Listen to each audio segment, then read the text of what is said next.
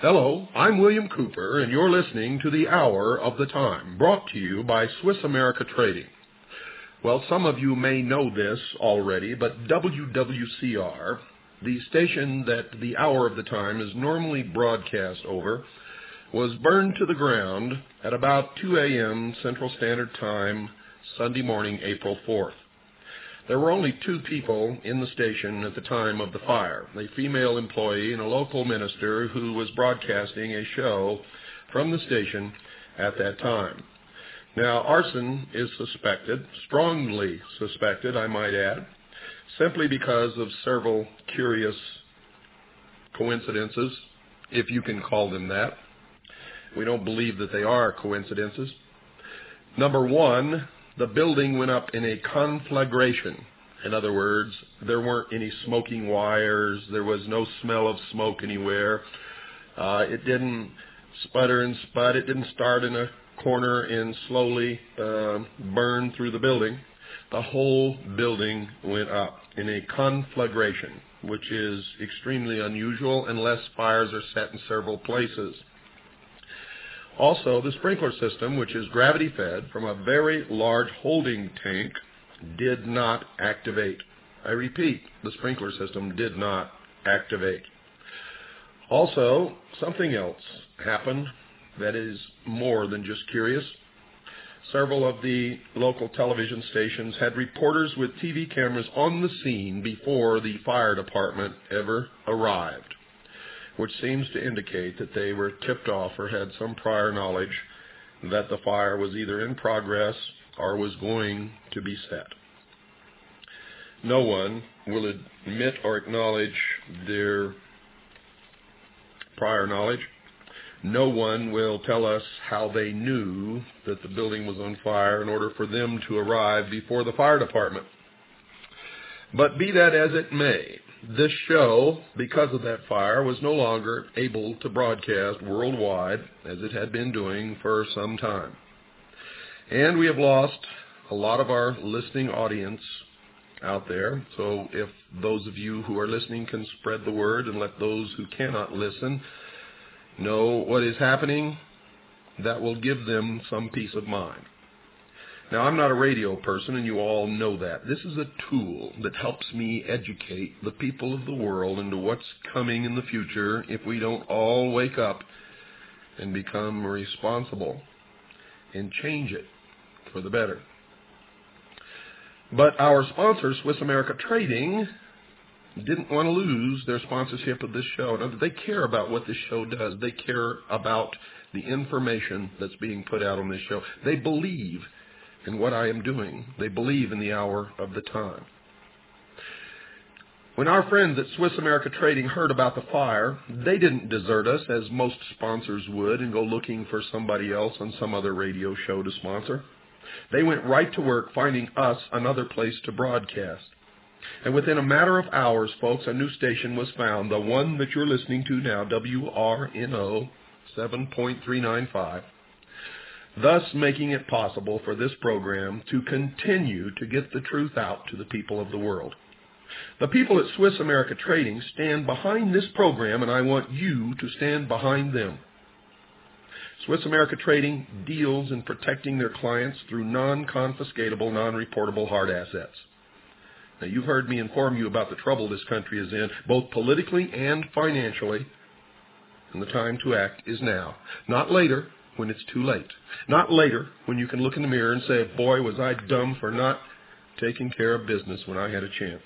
The time to act is now. Call the experts at Swiss America Trading at 1-800-289-2646 right now. 1-800-289-2646. And have them show you how to protect yourself instead of relying upon someone else to do it for you. Because I guarantee you, if that's what you're doing, you're going to find yourself in deep, deep trouble. Call 1-800-289-2646. That's 1-800-289-2646. And mention my name, William Cooper, for a free newsletter on protecting your future. By protecting your future, you're keeping the future of this program alive and hopefully freedom for the world. Call today, 1-800-289-2646. That's 1-800-289-2646. And I'll repeat this information later in the program, folks. And when you call, give them your thanks for what they've done to keep this show on the air. Tonight's program is important, and I hope you have pen and paper by your side, because what I'm going to impart to you, I've said many, many, many times before, but I know there are many, many new listeners out there who have never heard this and don't know what's going on. And I know that those who have heard it before need constant reinforcement, because we tend to only remember about 10% of what we ever hear or see. Now, you've heard it from me. Tonight you're going to hear it from a different source through me. You see, I received a letter not too long ago from one of our CAGI members. This letter is dated March 8, 1993. And it says, Dear Mr. Cooper, enclosed are the passport photos, personnel information sheet, press cards, and CAGI agreement form in accordance with your instructions. Also enclosed is a copy of a newspaper article that I was able to get several newspapers to run. Included are some 30 pages of copied material to substantiate the information in the article. You see, our CAGI members, folks, are real heroes in my eyes.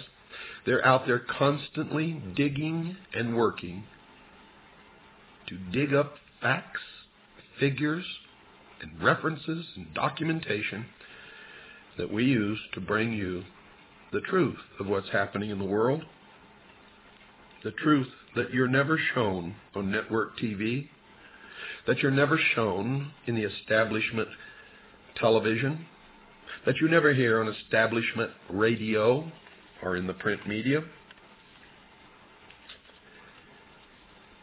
But you hear it on the hour of the time. And you might ask yourself, and you might ask your local media, your television stations, and radio, why it is that you only hear it on the hour of the time. Now, this person, and I'm not going to give out his name. I never give out CAGI members' names unless they give me permission to do so. He says, somehow we have got to get the people to understand that the federal debt does not exist. Now, I've told you that before. The reason I'm going to give it to you from his point of view is because he's substantiated what I've told you before in his own investigations. And you've all heard me say this over and over again. Never believe anything that you hear on this show or on any other show from Dan Rather, from Chuck Harder, Tom Valentine, or Rush Limbaugh, from Ted Koppel, from the President of the United States, or even from your own mother, unless you can substantiate it with solid proof in your own research. If you're not willing to do the research, shut off your radio. You're wasting my time. He goes on, these private bankers have never loaned any existing money to the government. They have created it out of thin air.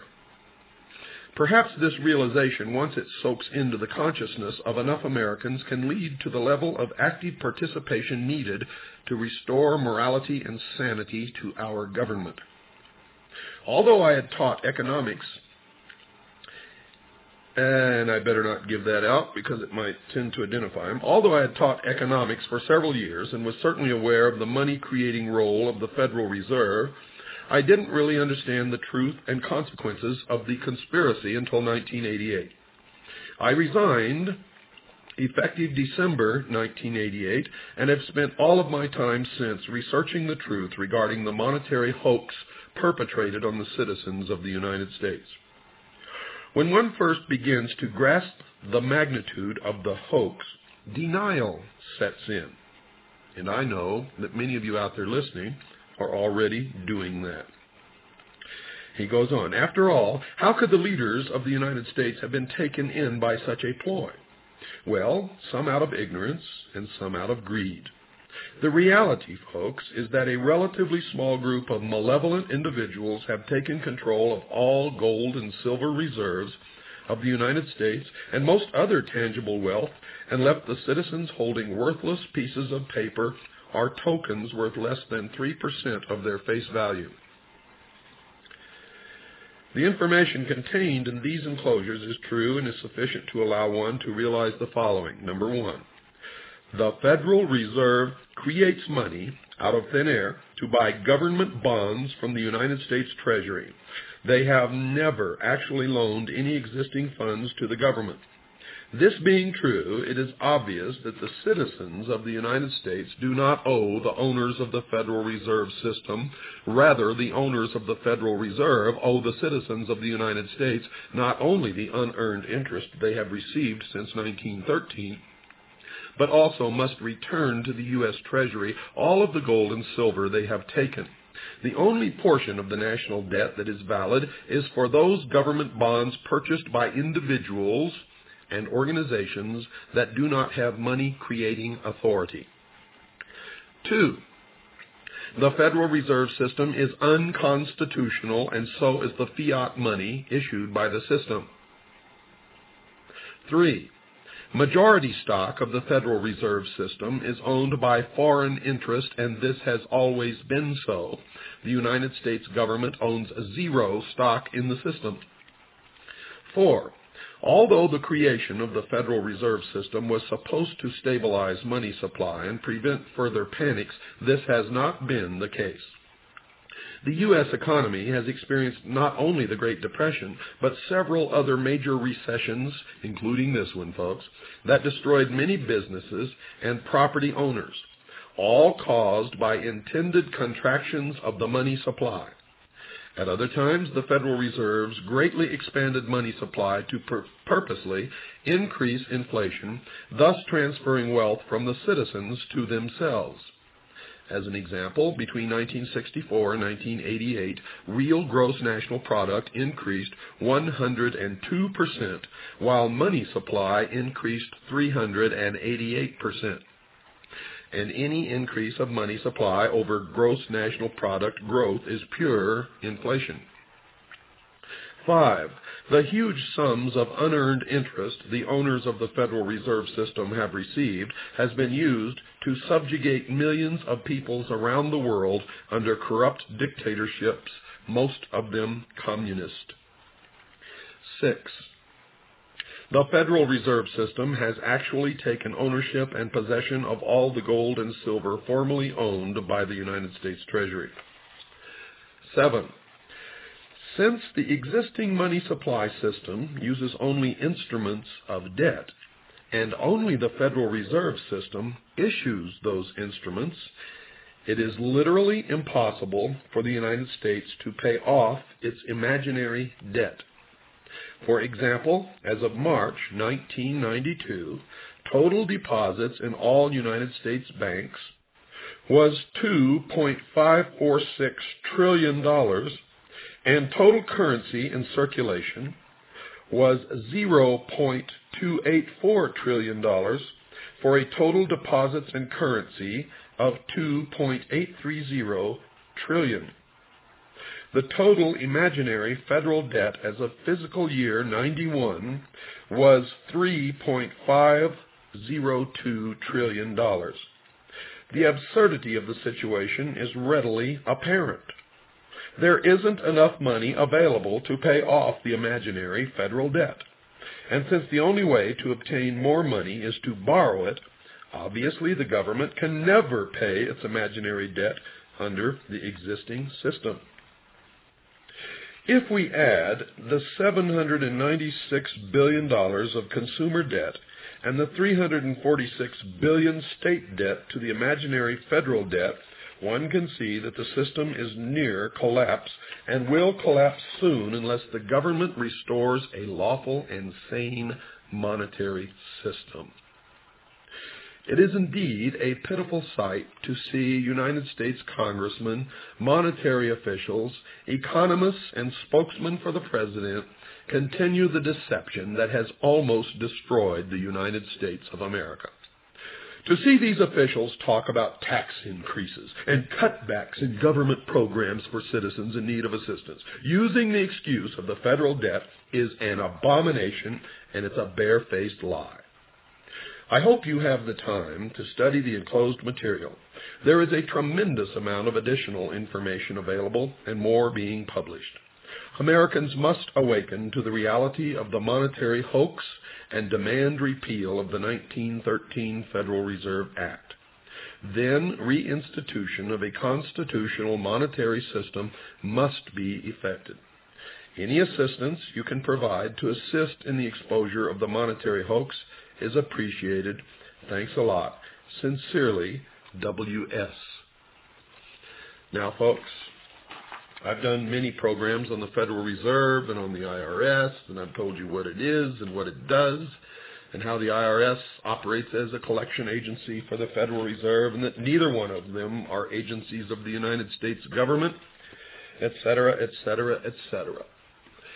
So what you're going to hear, for those of you who have been listening to this program since its inception in May the 4th to be exact, of 1992, you may already know all of this, but I guarantee you there's parts of it that you're going to want to hear again.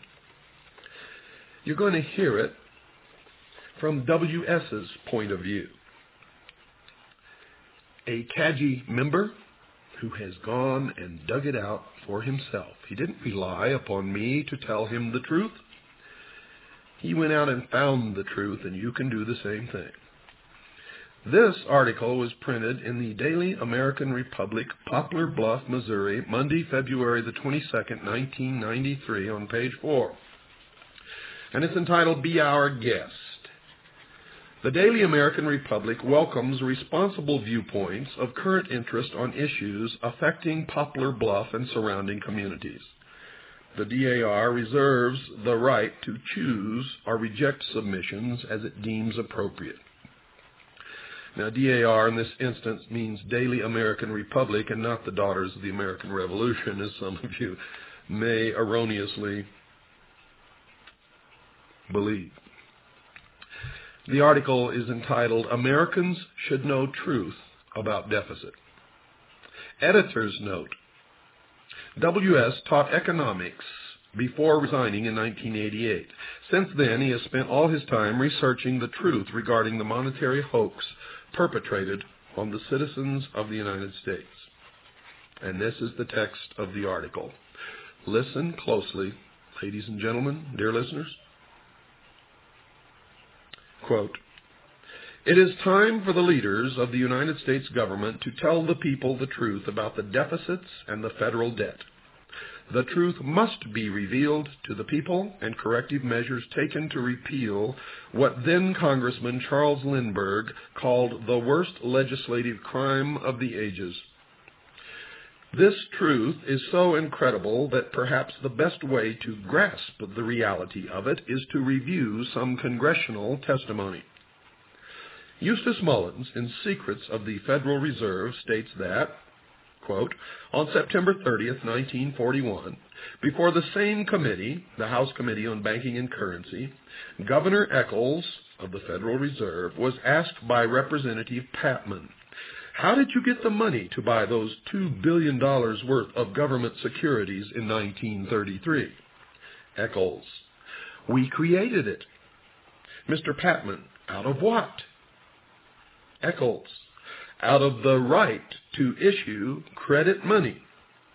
Mr. Patman, and there is nothing behind it? is there except our government's credit? Eccles. That is what our money system is. If there were no debts in our money system, there wouldn't be any money, unquote. Mullins exclaims, this is the most incredible part of the Federal Reserve operation, and one which is difficult for anyone to understand. How can any American citizen grasp the concept that there are people in this country who have the power to make an entry in a ledger that the government of the United States now owes them $1 billion, and to collect the principal and interest on this phony loan? As Congressman Patman puts it, quote, the Federal Reserve banks create money out of thin air to buy government bonds from the United States Treasury, lending money into circulation at interest, by bookkeeping entries of checkbook credit to the United States Treasury. The Treasury writes up an interest-bearing bond for $1 billion.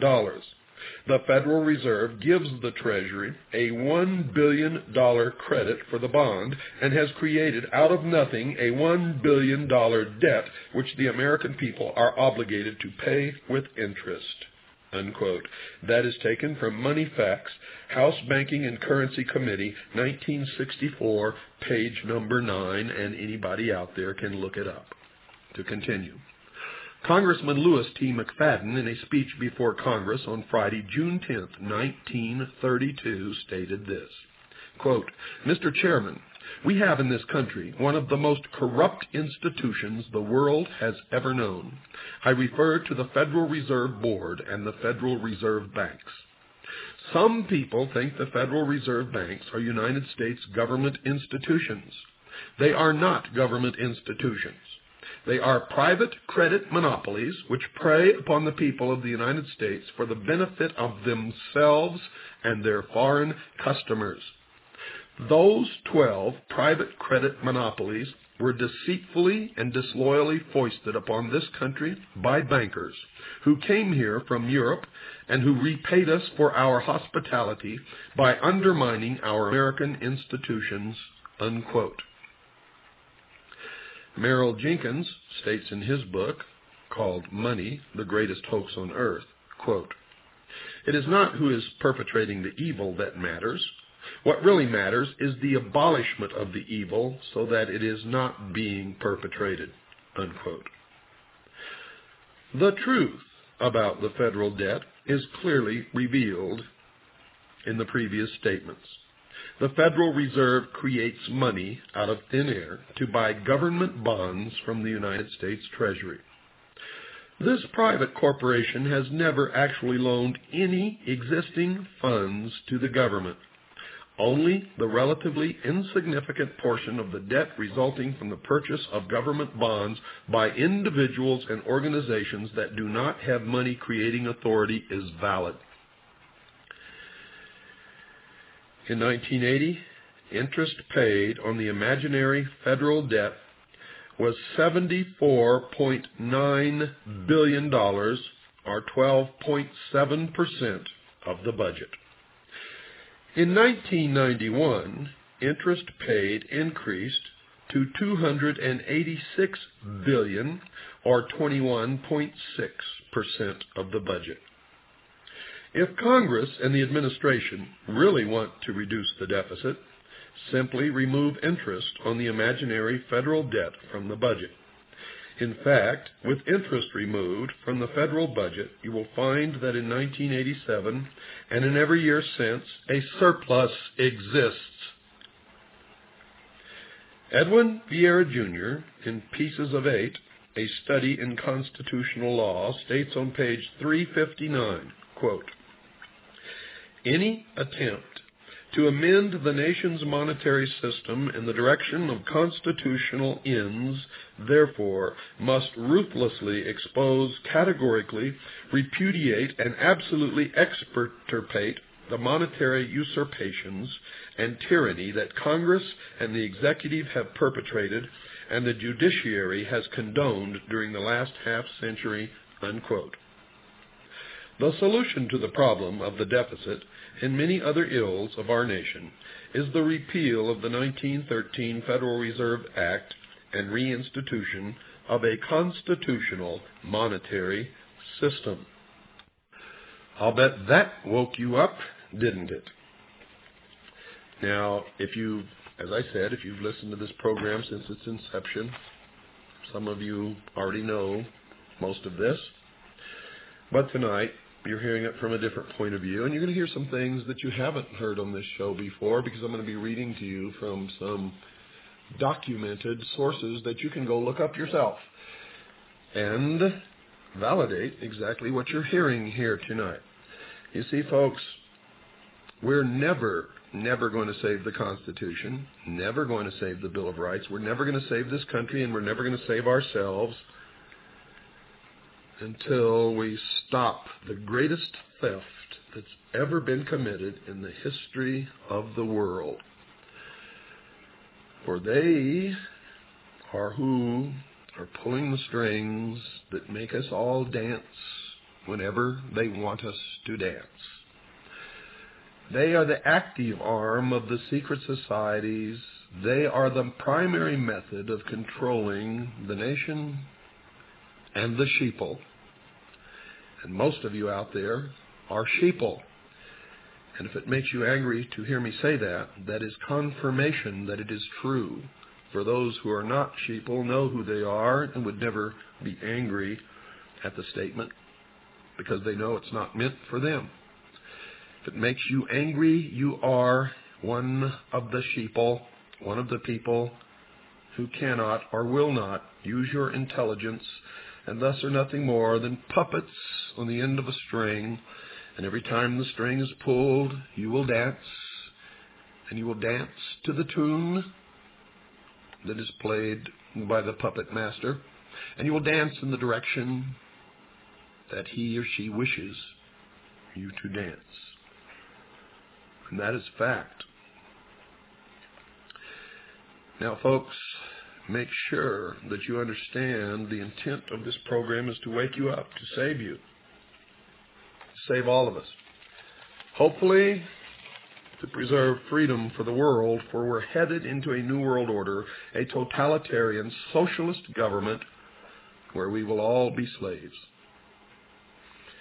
Now I want you to listen carefully. You've all been calling, you've been writing, you've been asking me, how can I save my assets? Well, first let me tell you, folks, that if you don't save the Constitution and the Bill of Rights, you're not going to lose your assets, but you're going to lose your ass, and I don't mean the one out there in the barn. One way that you can preserve the value of what you have today is to call Swiss America Trading right now. As you know, a fire caused this show to move from WWCR to WRNO. When my friends at Swiss America Trading heard about the fire, they went right to work. They believe in this show. They believe that the people of the world need to hear the information that is put out on this show. You see, they went right to work finding us another place to broadcast. They're the ones who got us this airtime on WRNO. Within a matter of hours, this station was found, thus making it possible for this program to continue to tell the people of the world the truth that they never hear from any other source. The people at Swiss America Trading stand behind this program, and I want you to stand behind them. But especially I want you to contact them to learn how to protect what it is that you have now.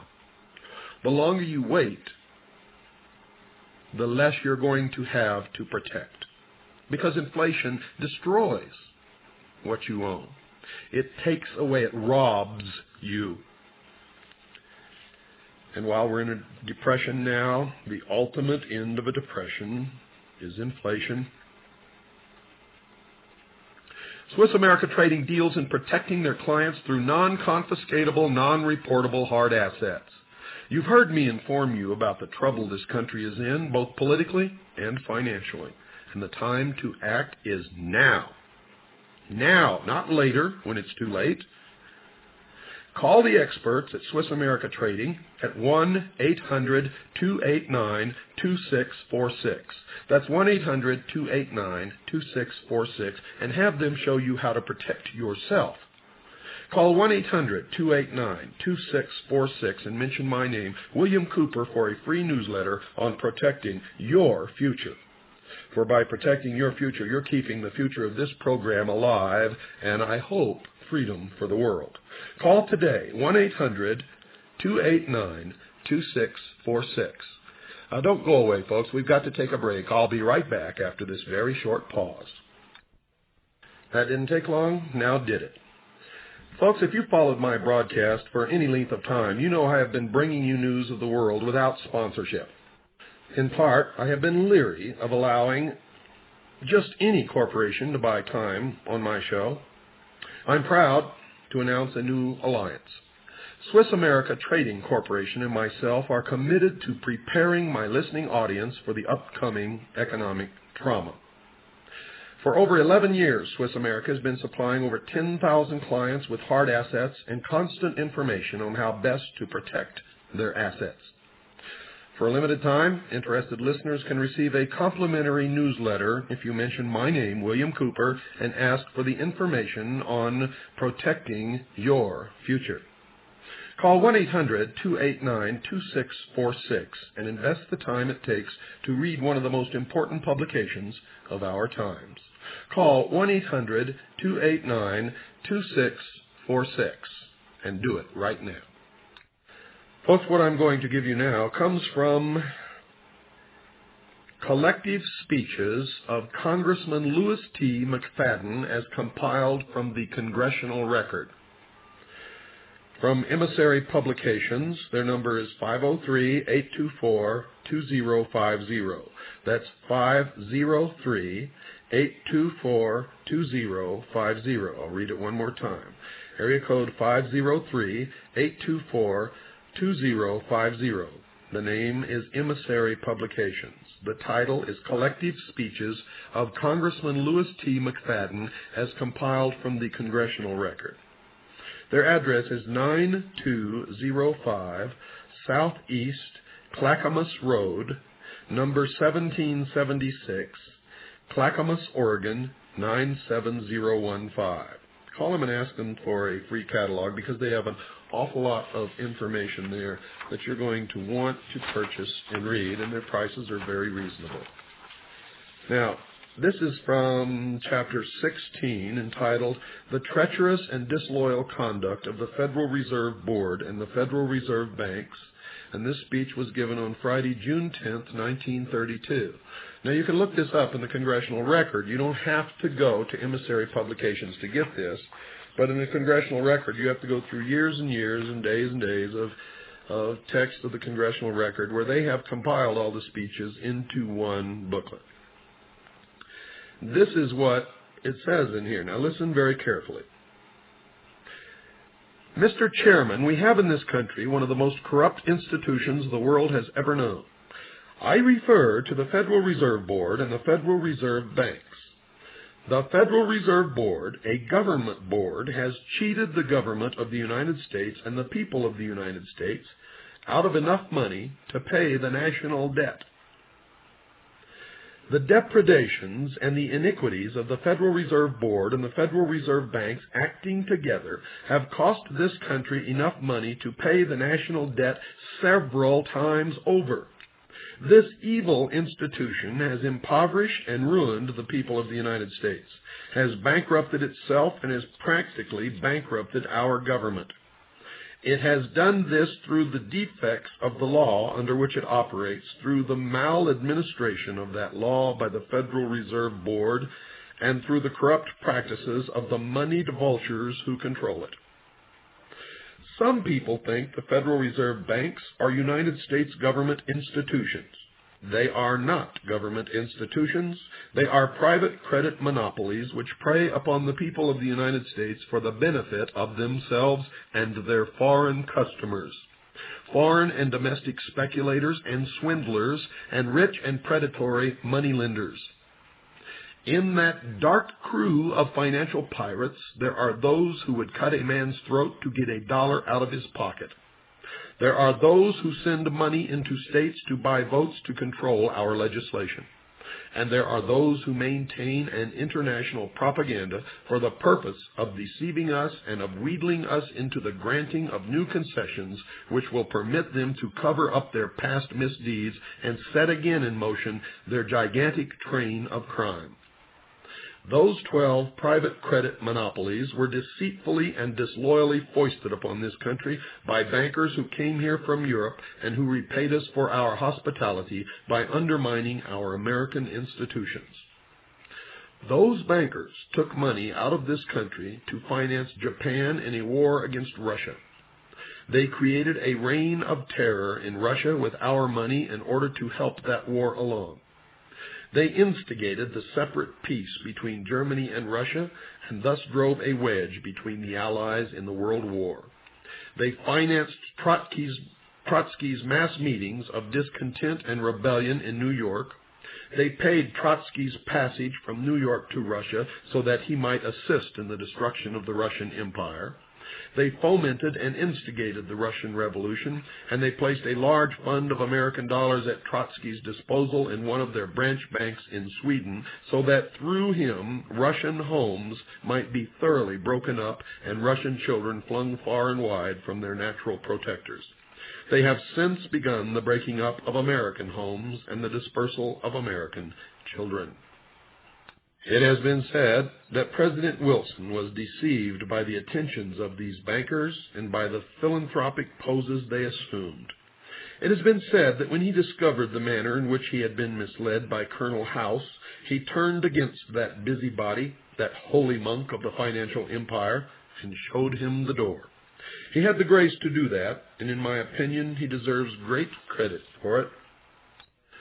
The next series of documentation comes from a book entitled Secrets of the Federal Reserve, The London Connection, Jekyll Island Edition by Eustace Mullins. You can also get this from Emissary Publications, 503-824-2050, 9205 Southeast Clackamas Road, number 1776, Clackamas, Oregon, 97015. Ask them for a free catalog, folks. What I'm going to read you first is from Chapter 5, The House of Rothschild. And this is paragraph 4. Thus we see that the 1910 plot to seize control of the money and credit of the people of the United States was planned by men who already controlled most of the country's resources. It seemed to John Moody practically automatic that they should continue with their operations. What John Moody did not know or did not tell his readers was that the most powerful men in the United States were themselves answerable to another power, a foreign power, and a power which had been steadfastly seeking to extend its control over the young republic of the United States since its very inception. This power was the financial power of England, centered in the London branch of the House of Rothschild. The fact was that in 1910 the United States was for all practical purposes being ruled from England, and so it is today. The 10 largest bank holding companies in the United States are firmly in the hands of certain banking houses, all of which have branches in London. Now we skip over to page 50. Paragraph 3. In 1836, President Andrew Jackson, infuriated by the tactics of the bankers who were attempting to persuade him to renew the charter of the Second Bank of the United States, said, quote, "You are a den of vipers. I intend to rout you out, and by the eternal God I will rout you out. If the people only understood the rank injustice of our money and banking system, there would be a revolution before morning." And then to the bottom of the page. Henry Clews, the famous banker, in his book 28 Years in Wall Street, states that the Panic of 1837 was engineered because the charter of the Second Bank of the United States had run out in 1836. Not only did President Jackson promptly withdraw government funds from the Second Bank of the United States, but he deposited these funds, $10 million, in state banks. The immediate result, Clews tells us, is that the country began to enjoy great prosperity.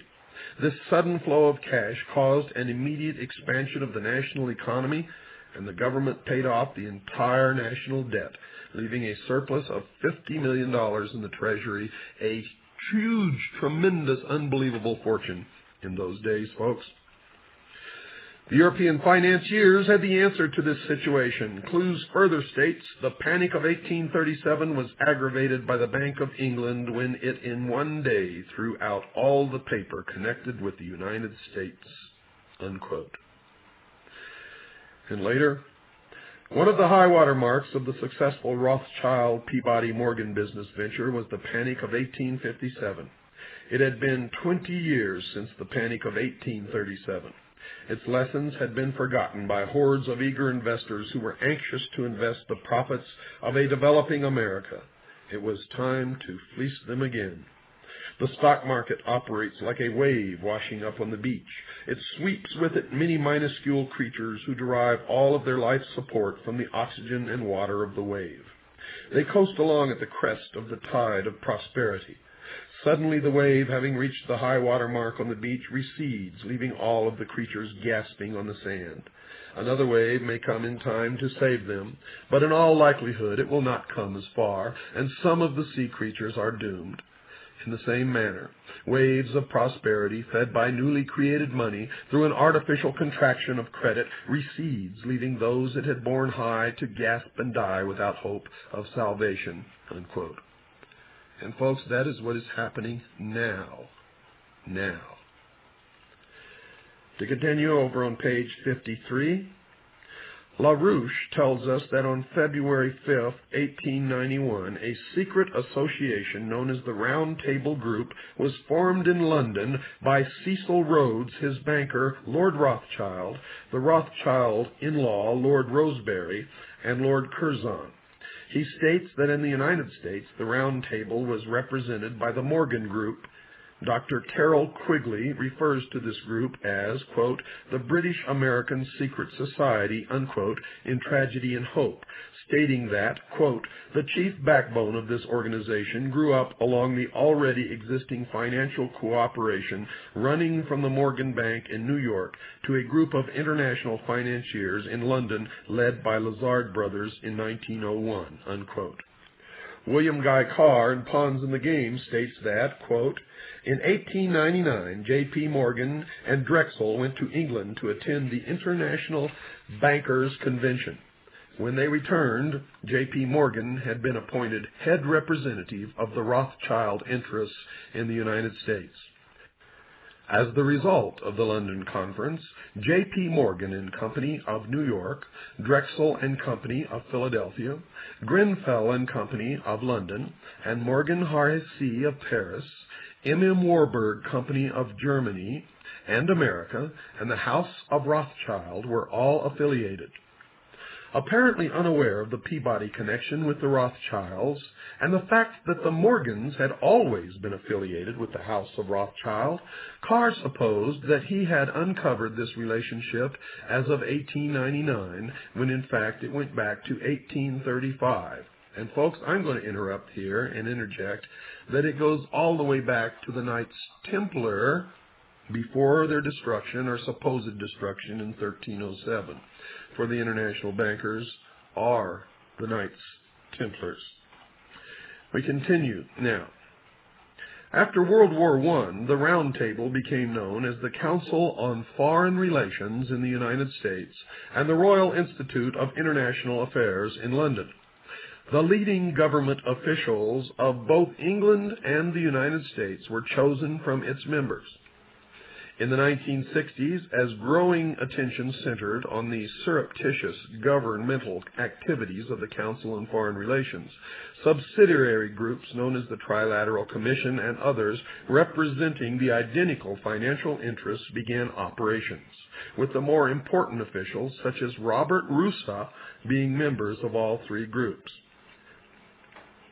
According to William Guy Carr in Pawns in the Game, the initial meeting of these ex officio planners took place in Mayor Amschel Bauer Goldsmith's shop in Frankfurt in 1773.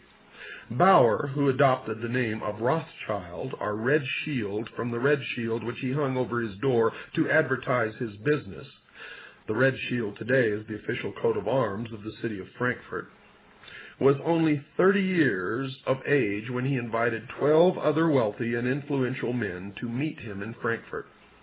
His purpose was to convince them that if they agreed to pool their resources, they could then finance and control the world revolutionary movement and use it as their manual of action to win ultimate control of the wealth, natural resources, and manpower of the entire world.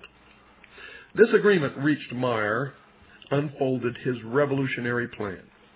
The project would be backed by all the power that could be purchased with their pooled resources. By clever manipulation of their combined wealth, it would be possible to create such adverse economic conditions that the masses would be reduced to a state bordering on starvation by unemployment. Their paid propagandists would arouse feelings of hatred and revenge against the ruling classes by exposing all real and alleged cases of extravagance, licentious conduct, injustice, oppression, and persecution. They would also invent infamies to bring into disrepute others who might, if left alone, interfere with their overall plans. Rothschild turned to a manuscript and proceeded to read a carefully prepared plan of action. 1. He argued that law was force only in disguise. He reasoned it was logical to conclude by the laws of nature, right lies in force. 2. Political freedom is an idea, not a fact. In order to usurp political power, all that was necessary was to preach liberalism, so that the electorate, for the sake of an idea, would yield some of their power and prerogatives, which the plotters could then gather into their own hands. Are you listening out there? 3. The speaker asserted that the power of gold had usurped the power of liberal rulers. He pointed out that it was immaterial to the success of his plan whether the established governments were destroyed by external or internal foes, because the victor had to, of necessity, ask the aid of capital, which is entirely in our hands. 4. He argued that the use of any and all means to reach their final goal was justified on the grounds that the ruler who governed by the moral code was not a skilled politician, because he left himself vulnerable and in an unstable position. 5. He asserted that, quote, our right lies in force. The word right is an abstract thought and proves nothing. I find a new right to attack by the right of the strong, to reconstruct all existing institutions and to become the sovereign lord of all those who left us the rights to their powers by laying them down to us in their liberalism, unquote. 6. The power of our resources must remain invisible until the very moment when it has gained such strength that no cunning or force can undermine it. He went on to outline 25 points. Number 8 dealt with the use of alcoholic liquors, drugs, moral corruption, and all vice to systematically corrupt youth of all nations. 9, they had the right to seize property by any means and without hesitation, if by doing so they secured submission and sovereignty. And that's happening now all over this country. 10, we were the first to put the slogans liberty, equality, and fraternity into the mouths of the masses, which set up a new aristocracy. The qualification for this aristocracy is wealth, which is dependent on us. 11, wars should be directed so that the nations engaged on both sides should be further in our debt. 12, candidates for public office should be servile and obedient to our commands, so that they may be readily used. 13, propaganda. Their combined wealth would control all outlets of public information, and that is true in the United States today. 5 corporations own all. the print, television, and radio media in this country except for a very, very small minority of independent owners. 14. Panics and financial depressions would ultimately result in world government, a new order of one world government, unquote. Someone once said that the wealth of Rothschild consists of the bankruptcy of nations. The great Soviet encyclopedia states, quote, the clearest example of a personal link-up, international directorates, on a Western European scale is the Rothschild family. Now, folks, those points that are credited to Amschel Rothschild were not of his doing at all, for they come from what are known as the protocols of the wise men of Zion. And they have been used to persecute the Jewish people throughout the ages. And I'm going to tell you right now that the Jewish people did not write the protocols of the wise men of Zion. They were written by the Illuminati. Those who are illumined, the members of the secret societies who pit us all against each other, while they are maneuvering in the background in the shadows to enslave us all. To enslave us all. You had better be listening to me, and you had better understand what I am saying. For failure to do so will just result in the destruction of this country and of freedom for the world. And you will, in fact, become a slave in the New World Order. And if you are so stupid as to allow that to happen, then certainly you will deserve that fate. But there are many of us who do not deserve that fate, and we need you to help us prevent it. And in doing so, you will do yourself a favor. But don't take my word for it, folks. Look it up. Find it for yourself. Senator Robert L. Owen, testifying before the House Committee on Banking and Currency in 1938, said this, quote, the powerful money interests got control of the Federal Reserve Board through Mr. Paul Warburg, Mr. Albert Strauss, and Mr. Adolph C. Miller, and they were able to have their secret meeting of May 18, 1920, and bring about a contraction of credit so violent it threw 5 million people out of employment. In 1920, that Reserve Board deliberately caused the panic of 1921. The same people, unrestrained in the stock market, expanding credit to a great excess between 1926 and 1929, raised the price of stocks to a fantastic point where they could not possibly earn dividends, and when the people realized this, they tried to get out, resulting in the crash of October 24, 1929.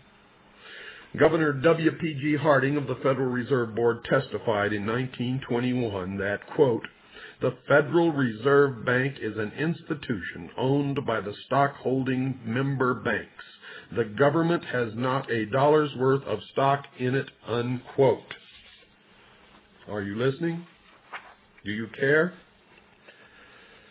At the House Banking and Currency Committee hearings on June 6, 1960, Congressman Wright Patman, chairman, questioned Carl E. Allen, president of the Federal Reserve Bank of Chicago.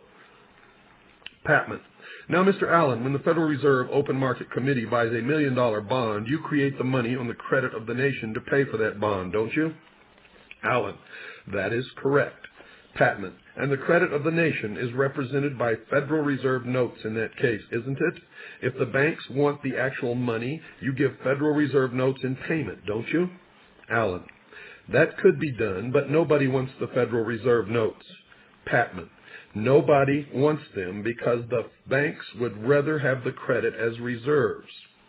This is the most incredible part of the Federal Reserve operation, and one which is difficult for anyone to understand. How can any American citizen grasp the concept that there are people in this country who have the power to make an entry in a ledger that the government of the United States now owes them $1 billion and to collect the principal and interest on this non-existent phony loan? But we've been doing it for years, haven't we? As Congressman Patman puts it, quote, The dollar represents a $1 debt to the Federal Reserve System.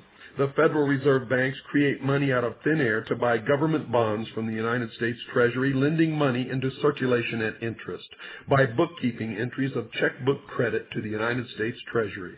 The Treasury writes up an interest-bearing bond for $1 billion. The Federal Reserve gives the Treasury a $1 billion credit for the bond and has created out of nothing a $1 billion debt which the American people are obligated to pay with interest. And you wonder what's wrong with this country, what's happening to the economy? Wake up, sheeple. Where does the Federal Reserve System get the money with which to create bank reserves? The answer, it doesn't get the money, it merely creates it. When the Federal Reserve writes a check, it is creating money. The Federal Reserve is a total money-making machine. It can issue money or checks. One of the most important factors to remember in this connection is that the supply of money affects the general level of prices, the cost of living index, and money supply are parallel. The Federal Reserve's major function is to determine the money supply. It has the power to increase or decrease the money supply at any rate it chooses and destroy millions of people with the swipe of a pen.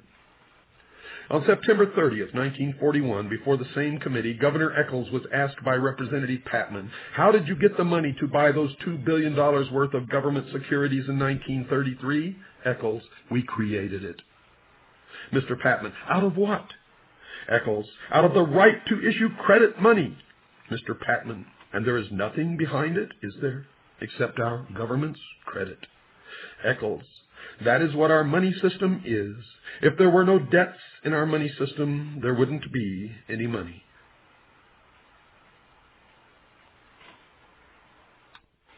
And now, let me put the nail in the coffin. I'm going to read you one paragraph from the Federal Reserve System, its purposes and functions, printed by the United States of America, Washington, in 1939 by the United States Government Printing Office. And on the front of this, it has the seal of the Board of Governors of the Federal Reserve System. And on page 85, I quote, "Federal Reserve Bank credit, therefore, as already stated, does not consist of funds that the reserve authorities get somewhere in order to lend, but constitutes funds that they are empowered to create," unquote, end of subject. Nail in the coffin. And if you don't understand what's happening to this country now, nobody can help you ever. Wake up, sheeple. The answer is in front of our nose. Now, if you want to save your ass and your assets, help us save the Constitution and the Bill of Rights. We've got to get rid of the Federal Reserve and the IRS. If you want to save your assets, call Swiss America Trading. As you know, folks, a fire caused us to move. And when my friends at Swiss America Trading heard about the fire, they went right to work finding us another place to broadcast right here on this station at this time. Within a matter of hours, they found this station, thus making it possible for this program to continue to get the truth out to the rest of the world. The people at Swiss America Trading stand behind this program, and I want you to stand behind them. Swiss America Trading deals in protecting their clients through non-confiscatable, non-reportable hard assets. You've heard me inform you about the trouble this country is in, both politically and financially. The time to act is now. Call the experts at Swiss America Trading at 1-800-289-2646 and have them show you how to protect yourself. Call 1-800-289-2646 and mention my name, William Cooper, for a free newsletter on protecting your future. By protecting your future, you're keeping the future of this program alive and freedom for the world. 1-800-289-2646. Good night, and God bless you all.